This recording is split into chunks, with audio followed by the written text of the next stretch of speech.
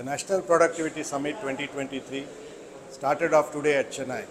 The 17th edition has come back to Chennai since 2006. There are over 200 participants who have registered for this show, and we have more than 100 registrations who have come in for vying for this National Productivity Summit 2023. We have presentations in the field of productivity improvement. We have presentations in the field of tractors, automobile, increasing productivity, increasing production, increasing quality are some of the key aspects of the 10 presentations which are being made in the next 2 days. The program went off in the morning well with the inauguration by Mr. Murali Shankar, CEO of Super Auto Forge, who talked about productivity being very important as part of our Indian growth story.